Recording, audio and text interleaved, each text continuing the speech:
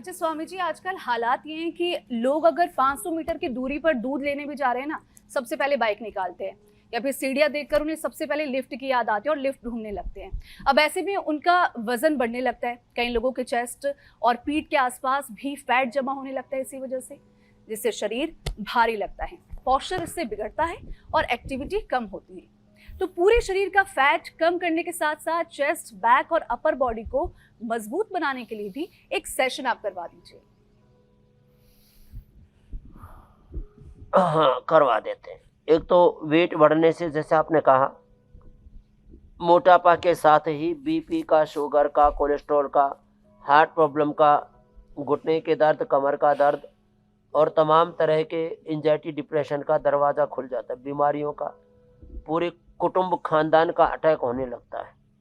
तो मोटापा बढ़ा तो आपके को चारों ओर से रोग रूपी शत्रु घेर लेते हैं, घात लगाए बैठे रहते हैं। कभी भी कोई भी जरा सी सावधानी हटी, दुर्घटना घटी, कोई भी रोग भीतर घुस जाता है। तो मोटापा के साथ साथ यदि शुगर बढ़ने लगे तो खीरा, करेला, टमाटर का जूस लें, मधुनाश्री, मधुग्रिट का सेवन करें। जैसे हमारे प्रदीप भाई ने 44 यूनिट बंद की इंसुलिन और शुगर की दवाई भी बंद कर दी, और ये मंडूकासन किया जितना बन पाया। अब देखो कितने सालों से ले रहे थे प्रदीप भाई?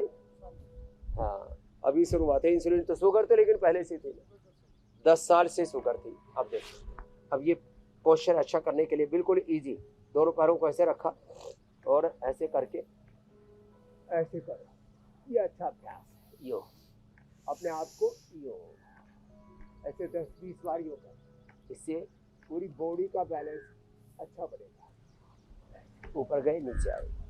और बहुत अच्छा है गोमुखासन, ये पूरी बॉडी का स्ट्रक्चरल बैलेंस करता है यो। और इतना भी ना हो पाए तो फिर ये करे कम से कम, ये ऐसे।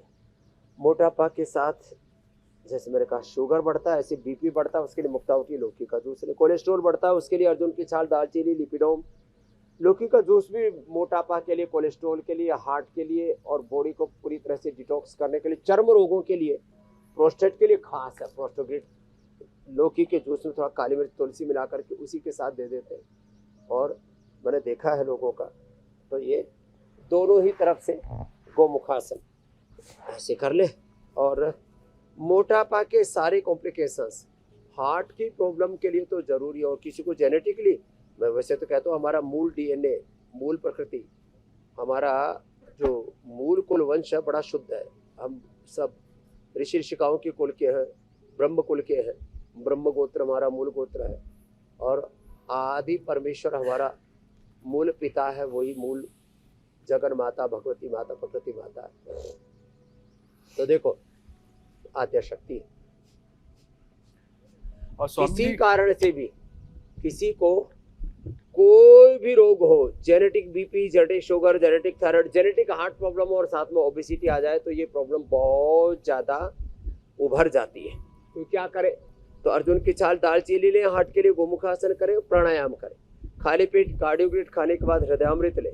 तो ये ओबेसिटी से रिलेटेड जितनी भी प्रॉब्लम है, फिर घुटनों कमर में दर्द होता है तो खाली पेट पीड़ा निर्गुण खाने के बाद ऑर्थोग्रिट लें, ऑर्थोकेयर लें।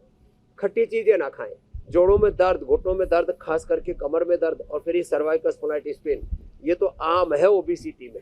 और ओबेसिटी में बॉडी का इन्फ्लेमेशन भी बढ़ता है और प्रमाद आता है, आलस्य आता है, कुछ भी करने का मन नहीं करता, और फिर शक्ति स्फूर्ति तो ऑब्वियसली कम होती है, और फ्लेक्सिबिलिटी बॉडी की कम हो जाती है, लेजीनेस, डेजीनेस बढ़ जाती है। अगला विषय भी यही है जो आप बता रहे हैं। जैसे ही वजन बढ़े, कुछ लोग हाँ वजन ज्यादा बढ़ने के इंतजार करते रहते हैं, 20-30 किलो बढ़ जाएगा तब कम करेंगे। जैसे ही मोटापा बढ़े, बीपी बढ़े, शुगर बढ़े, कोलेस्ट्रॉल बढ़े, कोई भी रोग दोष अंदर से बढ़े, तुरंत उसको हटा देना चाहिए जी। बीमारियों को पाल के नहीं रखना चाहिए। अब स्वामी जी, क्योंकि अगला विषय इसी से जुड़ा हुआ है, तो मैं बीमारियां अंदर टिकेंगी, जितनी उनको पनाह दोगे बेपनाह बढ़ेंगी।